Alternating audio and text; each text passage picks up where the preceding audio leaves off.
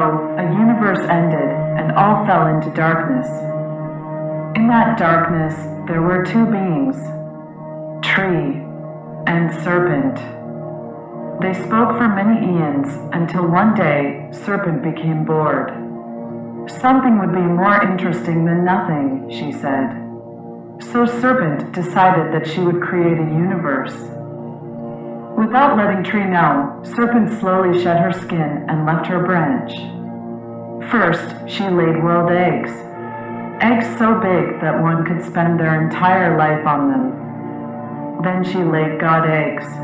Eggs with beings to help organize the universe. Then she laid all the plant and animal eggs. Eggs which would make more trees and more serpents. Many God, plant, and animal eggs fell on the world egg known as Earth. It was a cruel and wild place, so cruel and wild that the most powerful deity was the goddess of chaos. Her name was Entropis. However, Entropis was fair. She gave the ability to dethrone her to 4 other gods. They were Simultan, goddess of success, Orderot, goddess of time, Centimek, god of emotion, and Mortaleth, god of death. As the goddess of chaos, Entropis understood that chaos was such an uncontrollable force that she could fall victim to it at any time. And one day, she did. Without any warning, a strange bolt of lightning beheaded her in Giza. Her enormous head fell from the sky and landed in the land of serpents' children. 3 baby serpents found the head. They recognized her instantly. It was fallen Entropis. Then, the baby serpents hatched a plan. If we disguise ourselves with her head, perhaps we could trick the gods into thinking that we are Entropis. Then they could be tricked into giving us power. But once they find out that they were tricked, we would need to kill them to keep our power. How can we kill the gods? We should ask men. They like to make dangerous things. So the 3 baby serpents tucked themselves into the head of Entropis and slithered to the land of men. In the land of men, the baby serpents found 3 types of men. They found a farmer, a warrior, and an advancer. The baby serpents began their performance. I am Entropis, goddess of chaos. The other gods have gone mad. We need to destroy them before they hurt the land of men. In awe of Entropis's head, the 3 types of men quickly went to work on a weapon. They used a special glass to harness a strange lightning, similar to the very lightning which had killed Entropis herself. They surrounded the charged glass with a strong stone carved into the shape of a handsome hero. When the men finished the weapon, they showed it to Entropis's head. Behold, Pyrasma, the destroyer of gods. The baby serpents thanked the men and took Pyrasma to meet the gods. Eventually, the gods found Entropis's head. We have been so worried. Are you okay? I am hurt, but I was treated well in the land of men. They even gave me a gift. Let us restore your powers first. With that, the 3 baby serpents became very powerful. Thank you. Now meet Pyrasma.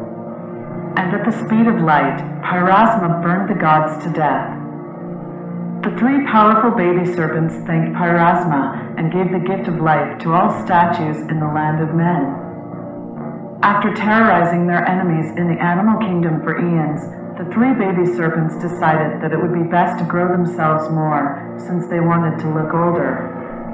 Each baby serpent went to a different world egg to mature.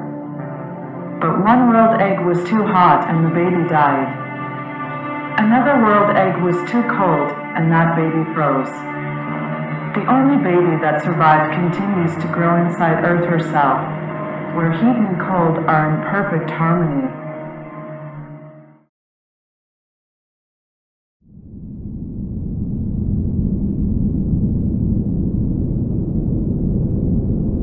The forest fell swiftly as the lumberjack swung.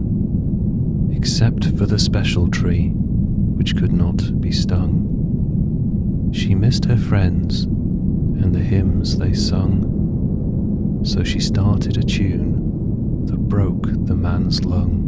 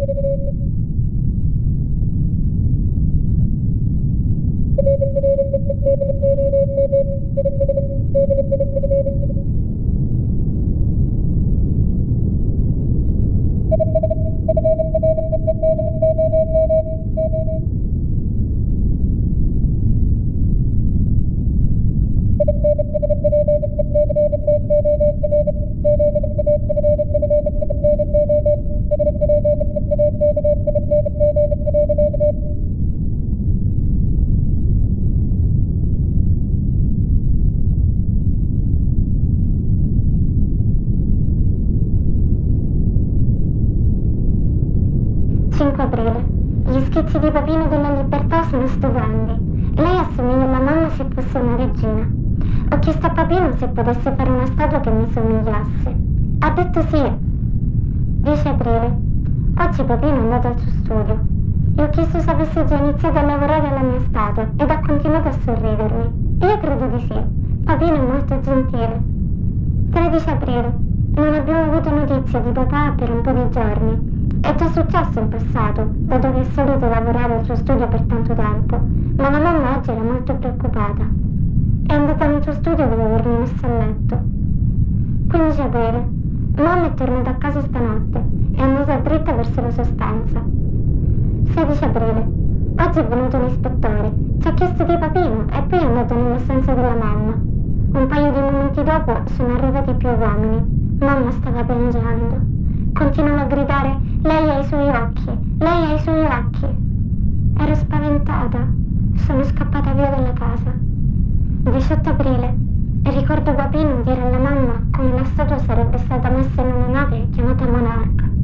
Sono andata al porto e l'ho trovata ancorata là vicino. Accanto alla nave c'erano alcune scatole. Parti della libertà erano in ciascuna di esse. Mi sono intrufolata in una scatola che era vuota.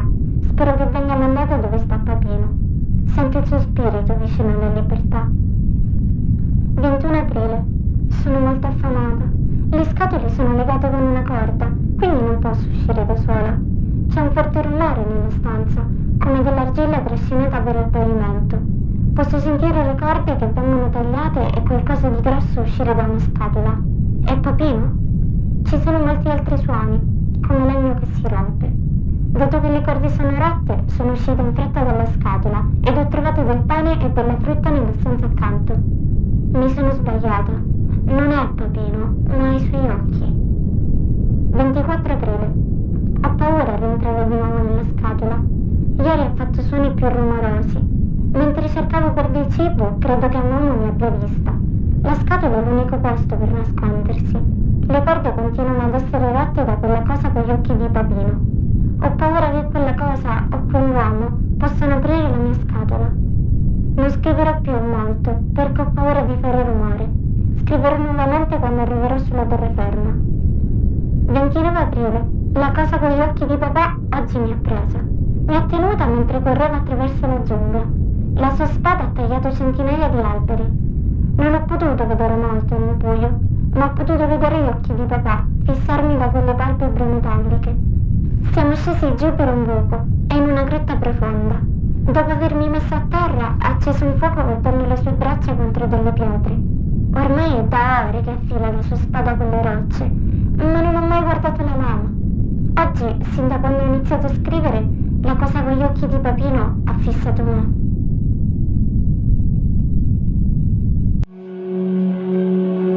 Throughout the 19th century, English archaeologists in Egypt encountered stories, time and again, of mysterious lightning strikes near the Great Pyramids of Giza.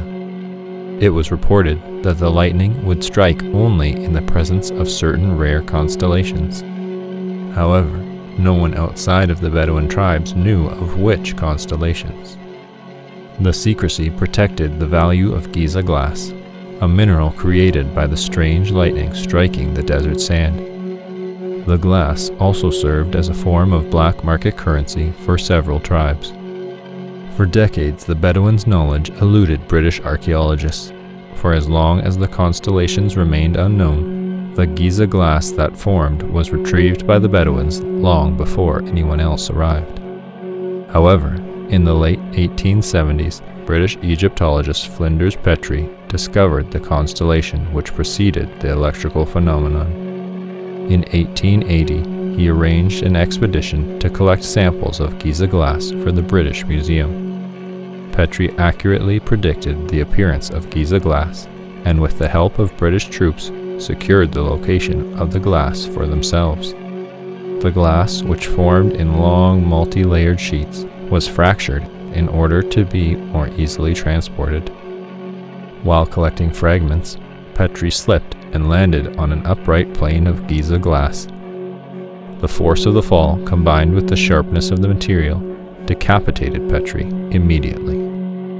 While British troops at the scene quickly assumed Petrie had been killed, a closer inspection revealed that he was still alive. Although his head was separated from his body, Petrie remained conscious and could even mouth rudimentary words. Medical personnel were initially relieved Petrie had somehow survived, but they became concerned when his head began to discolor and swell significantly. But the fate of Flinders Petrie is a tale for another day.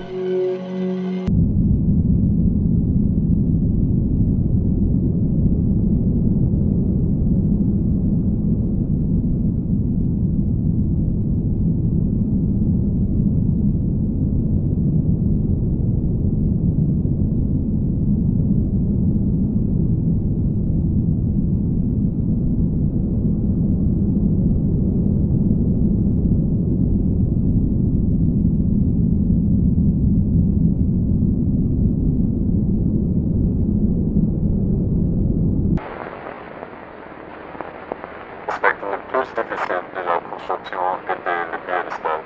Bien que le statut soit destiné à être un cadeau, l'ambassadeur des États-Unis nous a exhorté à suivre les démons du président Trump. Nous avons accepté et chaque mois, nous avons reçu des exigences de taille variable pour le piédestal. Après 4 ans de demander des modifications de la taille du piédestal ont cessé. Les gens se demandant pourquoi le piédestal est tellement plus grand que les dames. Tout ce que je le dis, c'est demander aux Américains.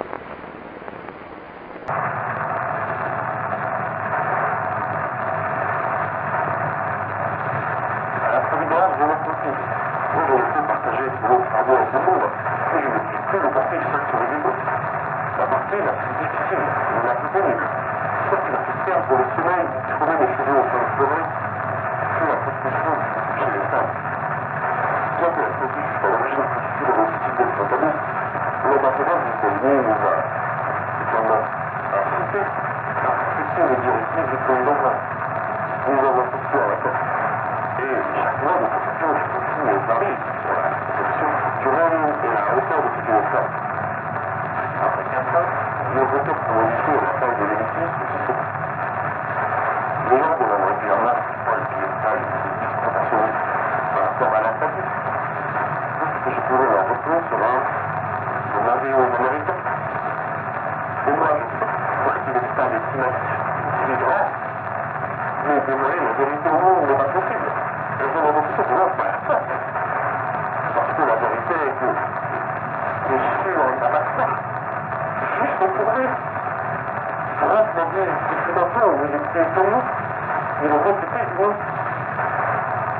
Il appelait le serpent à tourne, ou travaux de guenilles, ou découvreur de village.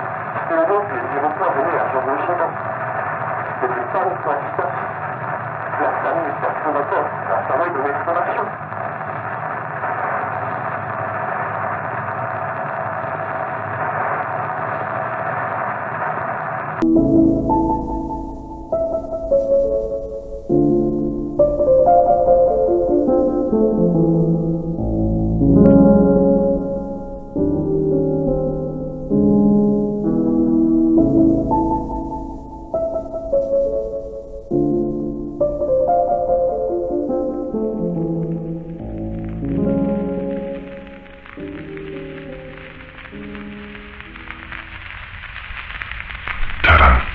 Frozen in time. I could have spent my entire life there, but it would be like I was never born. To stay in Taranto would be to stay asleep, asleep from the rest of the world. I stepped onto the Cleveland on December 10th. It stayed on port all day. It was like a tease or a test for my American dreams. Right before midnight, the Cleveland sailed. I did not go to bed that night. I wanted to see Italy disappear completely, for I want to escape completely.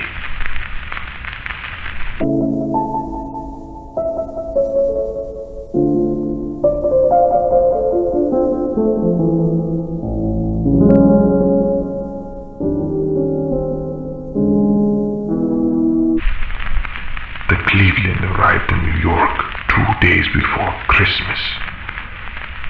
Inside the ship, there was so much life, warmth. It insulated our optimism. On deck, there was nothing of the sort. It was cold. It was rainy. It was quiet. In rain, the Statue of Liberty was almost invisible. This was America's welcome. America's cold breath.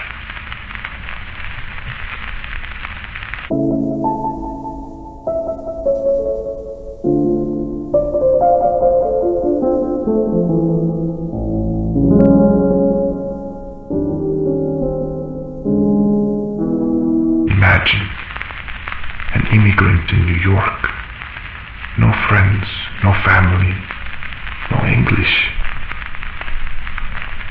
But I wanted a taste of everyone else's action. I ran to a store and bought myself a gift. A snow globe of Lady Liberty. She was underwater, like a fish.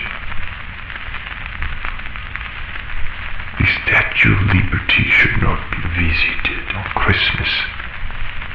I went because I wanted to feel American. There is a reason why it is closed.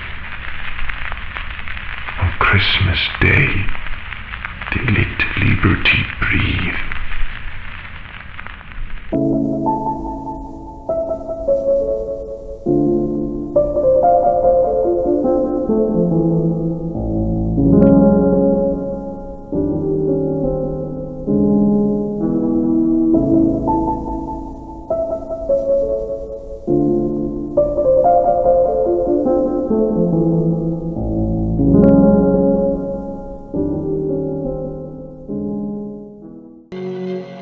Petrie's lot, as his collection of Giza glass came to be known, arrived in England in 1891. Unfortunately, due to the poor handling of its containers during transit, the glass arrived broken into thin shards and was deemed worthless by museum curators. Yet, as a token of international diplomacy, the British Museum divided Petrie's lot among visiting American ambassadors. Vaguely aware of Giza glass's odd properties, President John D. Rockefeller ordered the immediate confiscation of the material from the American ambassadors. Although many in his administration were eager to see the glass be used in warfare, President Rockefeller refused to authorize military use and instead discussed other possible applications with the head of the Department of the Interior. After numerous conferences, it was settled that segments of Giza glass would be polished into fine blades and given to a select group of Greco-Egyptian swordsmen. These unusually tall swordsmen were assigned to the Grand Canyon and guarded restricted areas from trespassers. Protected under federal law, the Grand Canyon Guardians continued to serve for decades until the last member was discontinued. All trespassers who were maimed by the Guardians were promised a lifetime's worth of a special concoction which controlled unwanted side effects. However, since the medication's efficacy decreased over time, older victims were promised housing within the Grand Canyon to guarantee their safety and privacy from the outside world, but only under the condition that they would lure known dangerous persons wanted by the federal government to the forbidden zones of the national park.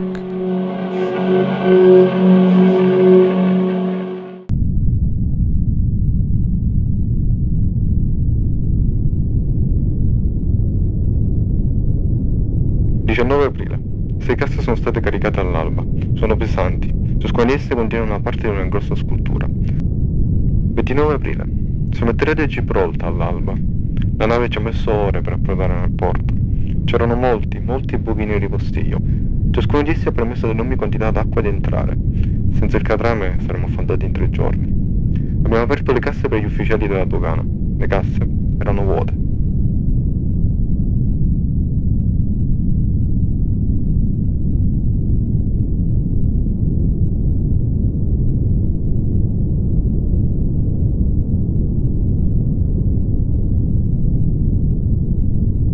Morning of April 29th, we received numerous reports regarding a tremendous force that rushed up the rock, which tore down hundreds of trees and created several landslides throughout the previous night.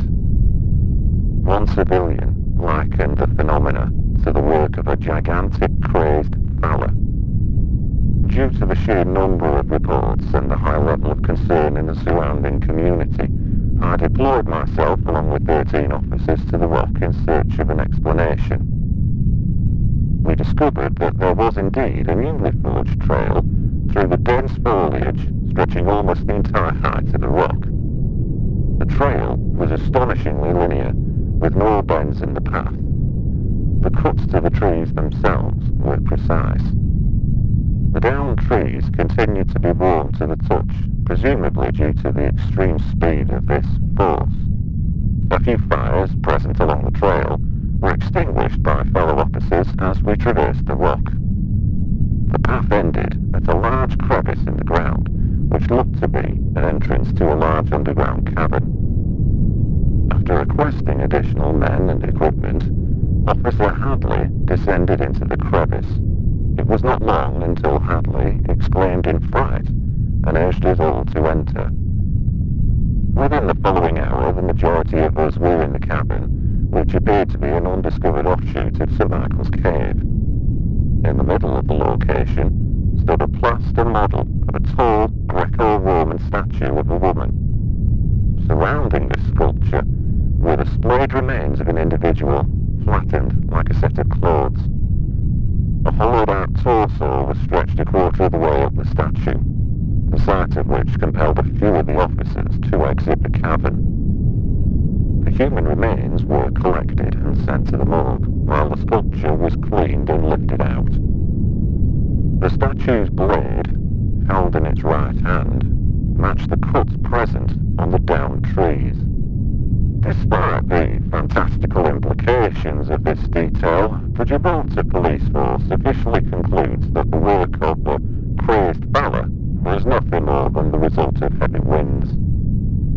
During a secondary investigation, a journal was discovered in the cavern. A translation of its Italian text is in progress.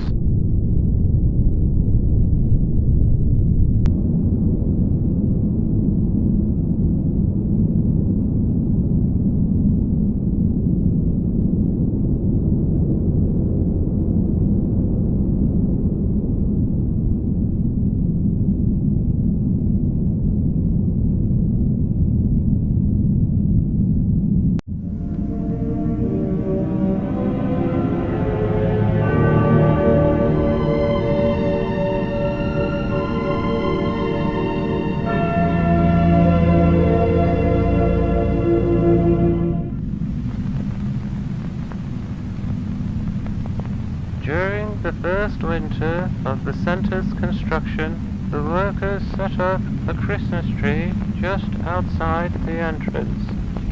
It was an uncanny sight to see a green fir stand in the middle of what appeared to be a no-man's land. But this tree, humbly ordained with strings of cranberries, buttons, and tin cans, greatly affected me. It demonstrated that even in the darkest of times, the American people will light the beacons of hope. I thought it could be the start of a great and inspiring tradition, so I traveled north to Babylon in search of a Christmas tree for the following year.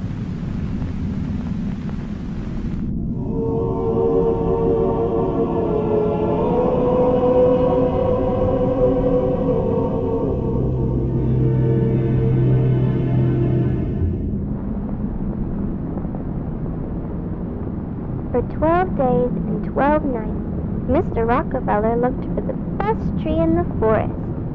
How about this one, Mr. Rockefeller? No, no, it's much too short. How about this one, Mr. Rockefeller? No, no, it's much too tall. How about this one, Mr. Rockefeller? No, no, it's much too average. Mr. Rockefeller soon feared that he would leave empty-handed. Then, on the 12th night, just as he was packing up his stuff, Mr. Rockefeller heard the sweetest tune in the air. It sounded as though the very wind itself had fallen in love. He and his men followed the song and found themselves at the base of a very, very special tree. How about this one, Mr. Rockefeller? It's perfect. For the rest of the night, the men swung their axes at the special tree. Chop, chop, chop. However, when the sun rose, the tree was still standing. Their axes had left no marks at all. Mr. Rockefeller was surprised. The next day, Mr. Rockefeller and his men laid 100 sticks of dynamite around the tree. 3, 2, 1, boom! Yet, the special tree continued to stand. Mr. Rockefeller was surprised. So Mr. Rockefeller decided to hire the best team of grave diggers to take the tree out of the ground. After a week of digging, they told Mr. Rockefeller, "The tree will be out in 3 years at this rate." Mr. Rockefeller was surprised, but he decided to let the grave diggers work. He would pick the next 3 best trees for the next 3 Christmases. But by the 4th year, the special tree was ready to display.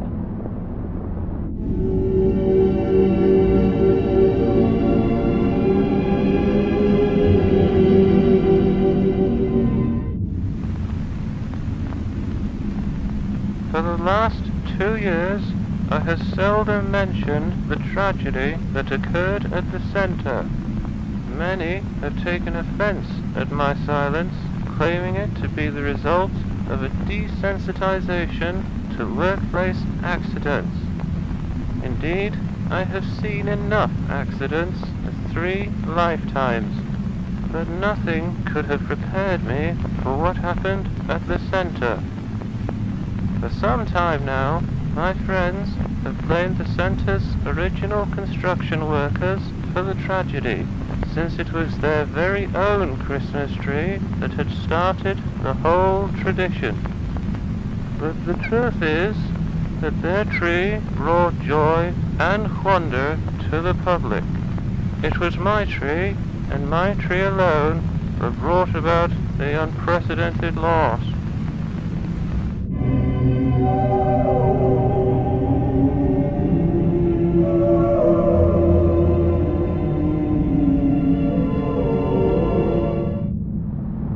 On a cold December morning in Midtown Manhattan, Rockefeller's men slowly raised the special tree. Heave ho! Heave ho! Heave ho! By the afternoon, the special tree stood tall and still. It was unlike any other tree, having no color, branches, or leaves. The mayor of New York, Mr. Guardia, thought that the tree was too bare and asked for branches to be added so that ornaments could be hung. Mr. Rockefeller didn't agree. He thought the tree was perfect, just the way it was. But since Mayor Guardia had been one of his best friends, Mr. Rockefeller told his men to glue some branches on. I, Virginia, watched as the men placed branches on the special tree.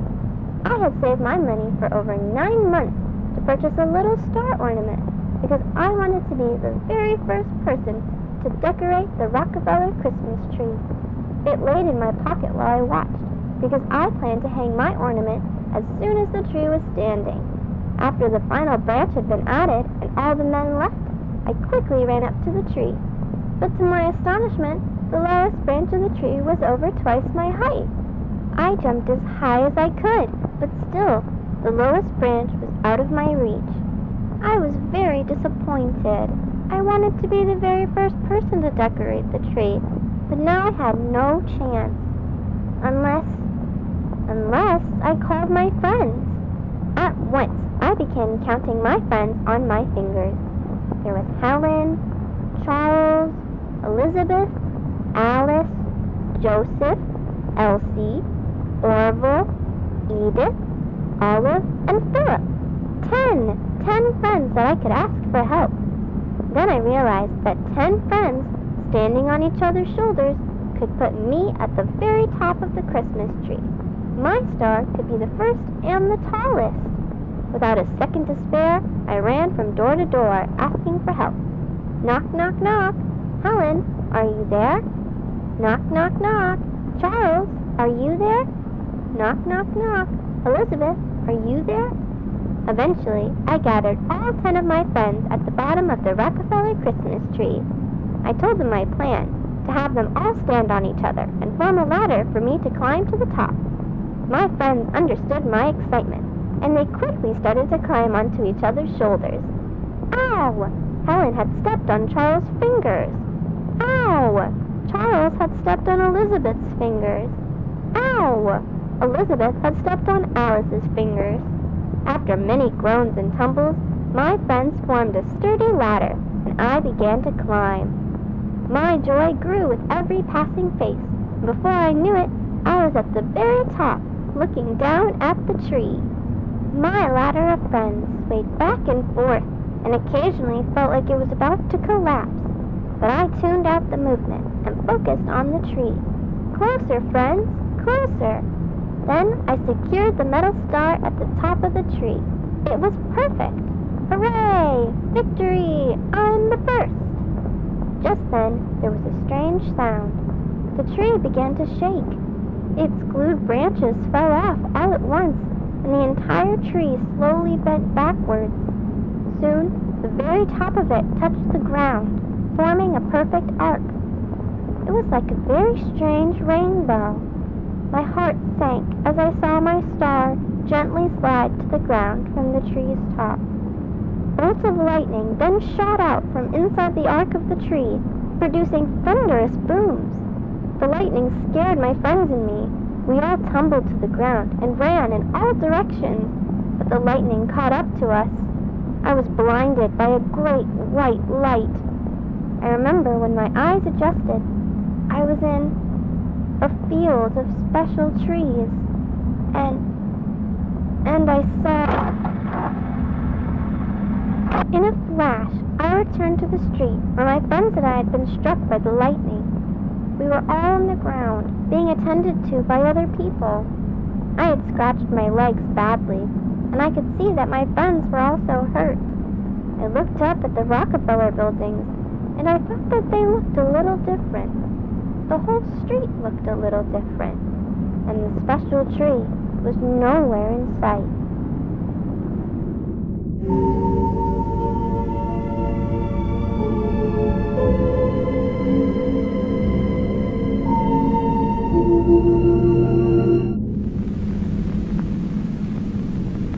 It is only natural for the reader at this point to wonder why the incident has been referred to as a tragedy.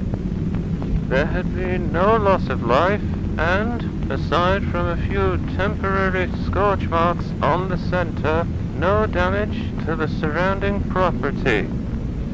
I too assumed it was a mostly inconsequential event, likely an electrical accident whose effects were exaggerated by the children at the scene. I was grateful that every life involved had been spared. A death at the center would have weighed heavily on my mind for some time. But when I encountered the results of the children's medical examinations, I wished that a death had occurred in place of the unfathomable.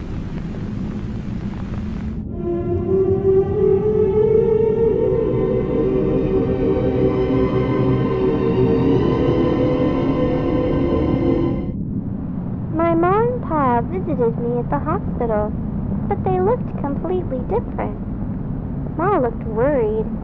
After she wiped her tears, she asked, "Did you hang your bear at the Rockefeller tree?" I answered, "It wasn't a bear. I was going to hang a star."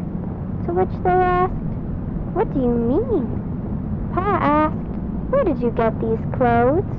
I answered, "These are my clothes, the ones you helped me put on this morning." To which they asked, "What do you mean?" My ma then asked, "Why are there dots all over your face?" I answered, "Those are my freckles. I've had them since I was little." To which they asked, "What do you mean?" My parents quietly left my bed and talked to my friends' parents. Then they all started to cry and yell. The nurses made them leave, which made me feel better. None of us thought that our real parents had visited, but they all did feel familiar. Orville and Philip were especially shaken. They didn't even share the same last name with their parents.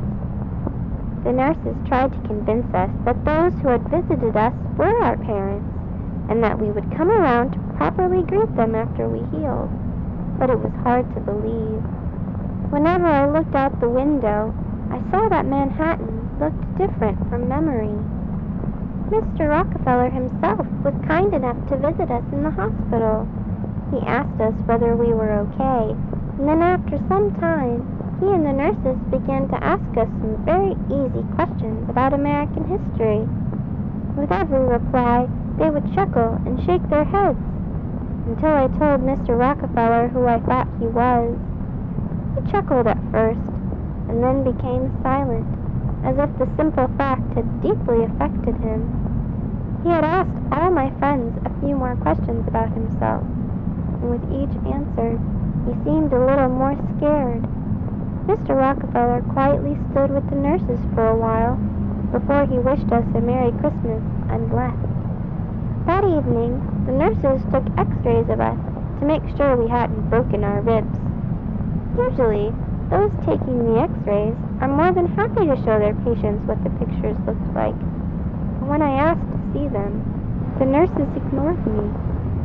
I didn't fall asleep that night.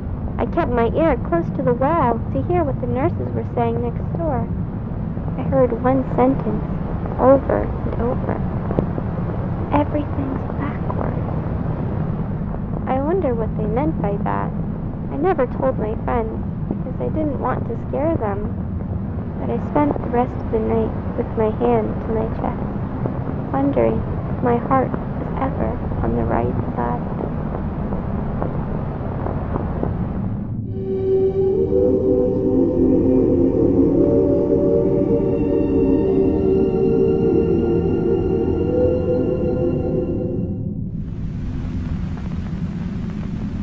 For several weeks, the children were kept under observation at the Columbia Presbyterian Hospital. I visited them as soon as I had the chance to. All the families of these children were deeply unsettled, for they had all independently come to the conclusion their child had been replaced by a doppelganger. They claimed that these new sons and daughters possessed substantial differences from their real children. The majority of differences involved altered physical attributes and the inability to recognize familiar locations and characters, such as their parents and their homes. Two boys even claimed to have names different to those that their mothers had given them at birth. But of all the discrepancies, the most bizarre was their faulty recollections of notable persons and events. For instance, each of the affected children claimed that I had become the wealthiest man in America through an oil monopoly. It is common knowledge that I did indeed work at an oil refinery in my youth, but to entirely deny my 2 terms as president and insist instead that I had always been a mere philanthropist struck me as being particularly odd. The families were agonized by the children's behavior. Some continued to search for their real children. I support their endeavors, for I do not believe that the children's afflictions were the result of hysteria. Every day, I find myself recollecting the day that I had selected the tree. I have since realized the difficulties involved in the removal of it should have repeatedly discouraged me. And had I been discouraged, the families of those children would not be experiencing the anguish that they currently have. Perhaps I never had the opportunity to select another tree. Perhaps I was meant to select that tree regardless of my persistent character. Perhaps we are all trolleys, forced to follow the path of the track to each of our destinations. I take solace in that thought. Or perhaps the tree chose me.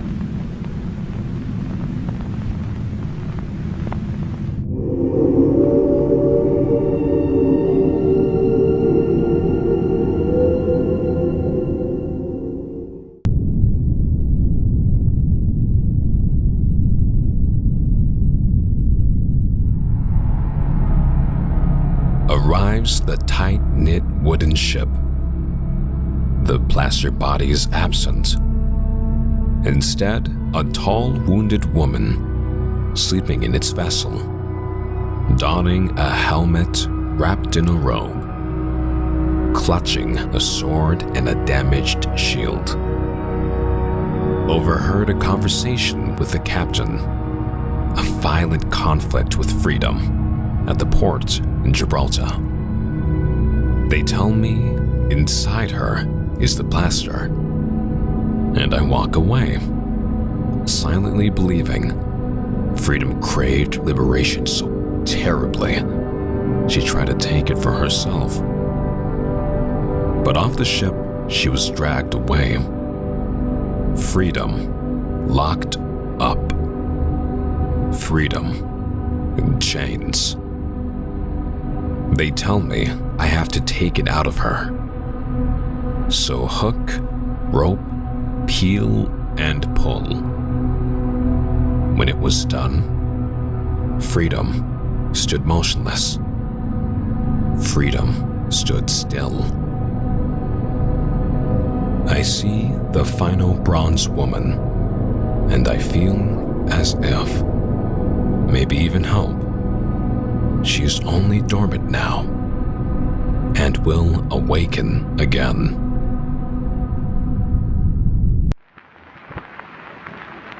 I remember seeing the first German airship in its hangar. I was astounded by its immensity until I saw my own name printed on its side.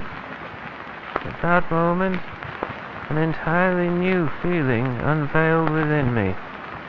It was an emotion which frequented me in childhood, a blend of revulsion and satisfaction that had followed the execution of a cruel jest on a friend or a stranger. A pin in one's foot, a tumble down a stairwell.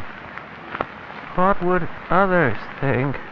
I thought to myself at the sight of a foreign airship bearing the name of the American president, dropping explosives upon cities of unarmed civilians. I wish to say that revulsion was my sole reaction to this invention, yet I cannot deny that I was proud of this magnificent vehicle. It was perhaps the greatest war machine ever developed by mankind, made possible by yours truly. By nightfall, shame outweighed pride, and I requested the immediate removal of my name from the airship and all its future successors. Although the Germans complied, they continued to refer to their airships as Rockefellers. I knew that removing my name would not obscure the facts for very long. It was inevitable that the American public would one day become aware of my secret dealings in Germany.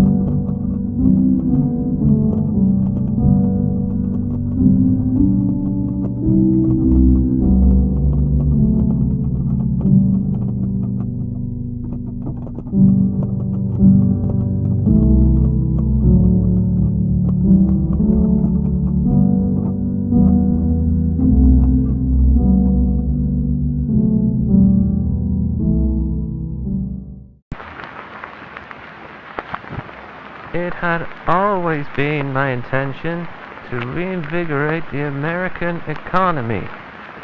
Once I had been debriefed of the situation in the Grand Canyon, the overpopulation of crowns, I realized that I was also hearing the beginnings of a solution to the impending economic collapse.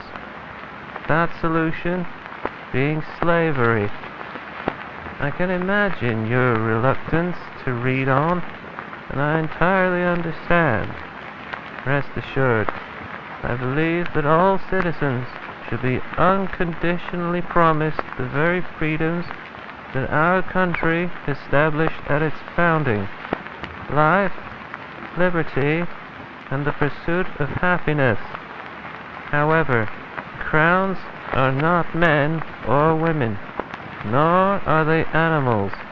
They are merely the decayed shells of ignoble criminals. They do not qualify for the same freedoms exercised by ordinary civilians. Once they were conditioned and bound together, the crowns became the perfect workforce. They did not rebel, for they could not speak. They could not leave, for they were chained. And best of all, the crowns were incapable of forming unions.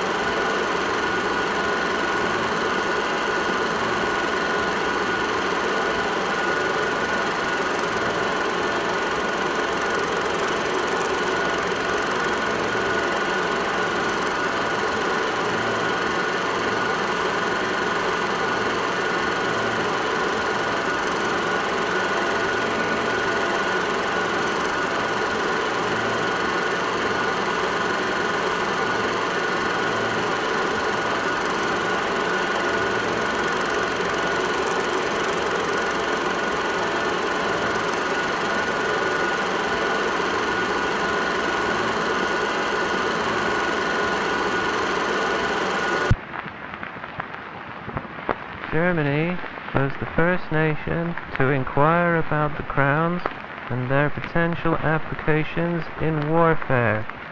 I never mentioned the vast quantities of geyser glass we owned, since I knew that it could provide them with many more crowns at low cost.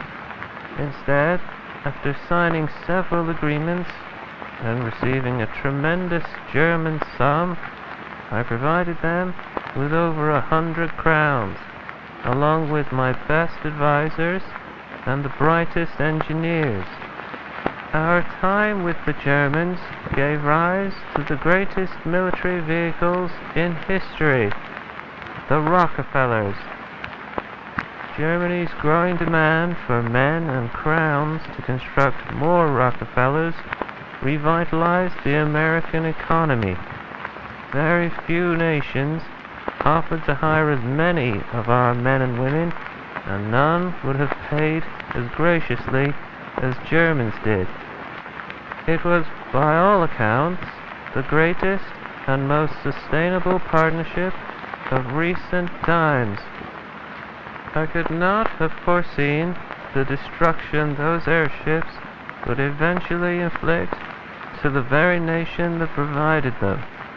I thought that their creation would unite Germany and America. I could not have predicted that by 1918, Rockefeller bombing raids would have killed thousands of American and European soldiers. My terms were over before I could take action against the Germans.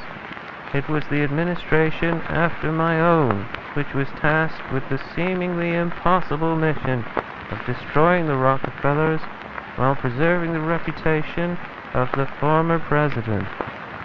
Although they knew of my dealings in Germany and had every opportunity to expose me, they chose not to, for in their eyes no good could come of it. However, I knew it was only a matter of time before I would become the laughingstock of my country.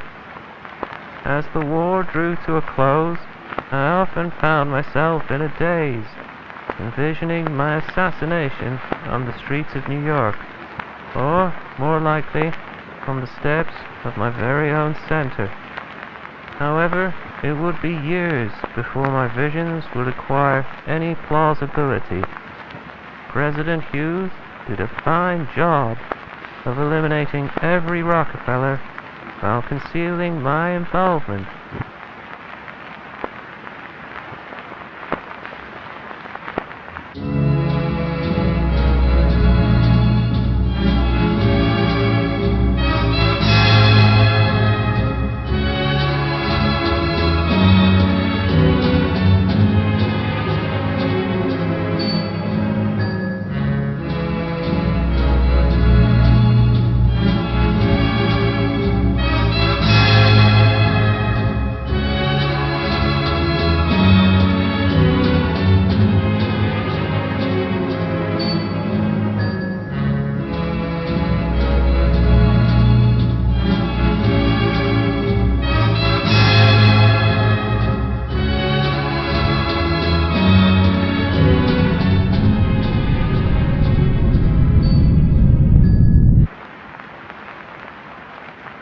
It is a miracle that only now the news of my involvement in the Great War has become widely known.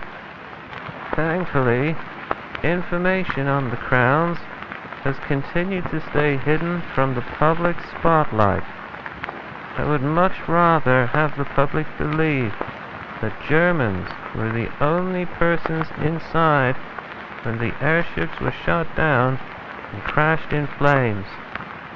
With the tragedy at the center, and now the airship scandal, known by many as the Rockefeller Revelation, I believe that my failures have finally caught up to me.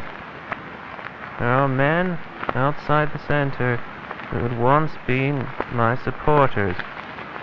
Now they want me executed. The policemen have kept the crowds at bay, though I believe that my assassination is, like the revelation, inevitable. To be elected the president of a country is the greatest honor a people can bestow. But at the moment, I do wish to be the famous oil tycoon that young Virginia Arnoldson believed I was. Forgive me.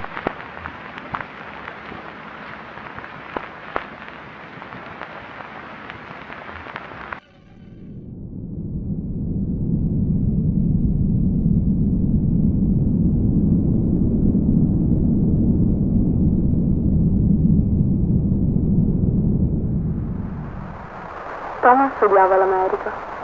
È andato a Roma quando era un 21enne e ci è rimasto per il resto della sua vita. Era divertito dal fatto che la proprietà degli schiavi americani lo volesse per creare una statua chiamata Libertà. All'inizio Thomas non voleva aiutarli, ma poi realizzò che la statua poteva diventare un simbolo per altre persone. Dietro alla statua un berretto della libertà, qualcosa che gli schiavi romani liberati indossavano. Penso che se una statua alta 6 metri di una donna liberata si ergesse sulla cupola del Campidoglio, alcuni uomini sarebbero stati meno ignoranti. Puoi immaginare quanto deluso fosse quando il signor Davis a Washington gli disse di togliere il cappello dalla libertà. Ma Thomas vedette che il suo progetto andare a buon fine. Andò persino in Egitto per trovare il materiale per la sua spada. È un vetro molto particolare, vetro di ghisa.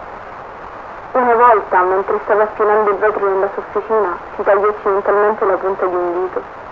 Nonostante fossi preoccupata quando me lo disse, lui non riusciva a smettere di ridere. Mi disse che il vetro era così tagliente che la punta del suo dito si affettò senza dolore né sangue. Però poteva comunque sentirla. Quando Thomas si concentrava, poteva addirittura farla contrarre sul tavolo. Lo trovava divertente. Io no. Ricordo che una sera tornò a casa senza una mano. Diceva che poteva comunque muoverla all'officina. Era così giovane quando se ne andò. Aveva solo 43 anni. Mi sarebbe piaciuto passare più tempo assieme. Ci amavamo davvero tanto. Puoi immaginare la mia sorpresa quando guardai nel modello di gesto della bocca. Grazie a Dio che l'ispettore Giaffino era nel torto. Mi fece pensare che c'era un serial killer in città, ma nessuno l'aveva ucciso. Thomas aveva tagliato il suo stesso corpo e si era inserito nella libertà. L'ho visto, ogni parte di lui. Sapevo cosa fosse successo, ma vedere i suoi occhi sulla statua era troppo per me. Lei sembrava viva. Giappino disse agli americani che Thomas fosse morto. Credo che lui abbia trovato la verità da allora. La polizia di Gibilterra pensava che sarei stata devastata dal sentire che avessero trovato la pelle di Nina nella grotta. Ma ero sollevata. Sei ancora viva. Thomas deve averla messa nella statua con lui.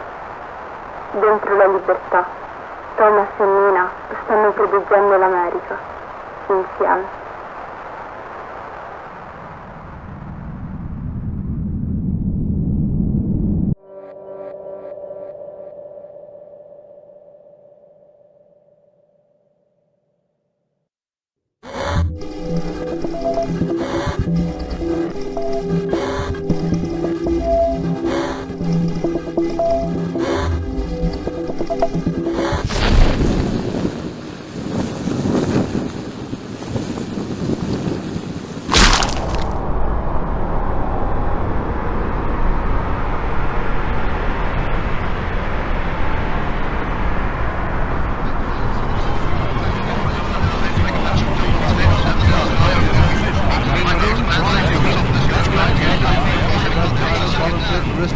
To get him down again.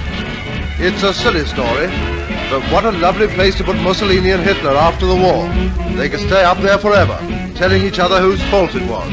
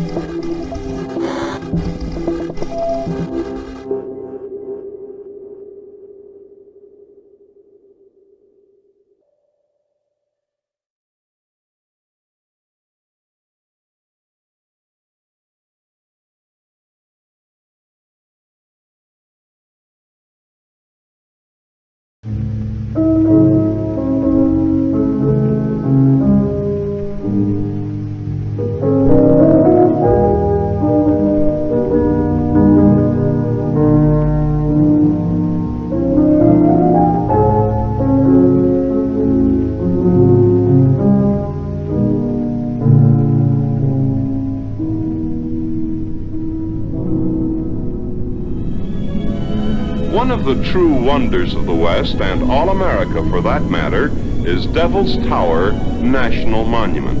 Rising like a great stone fortress from the plains that surround it, it looms up on the horizon to a height of 1,280 feet. It was America's first national monument. Now behind this immense stump-like rock formation lies a fascinating... Eventually expert climbers volunteered to risk their own lives to get him down again. It's a silly story, but what a lovely place to put Mussolini and Hitler after the war. They could stay up there forever, telling each other whose fault it was.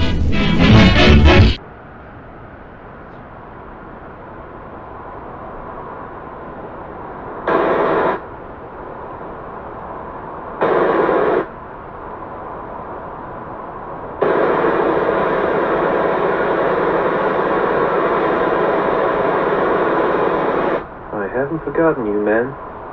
Your great war still goes on. Let's win it together.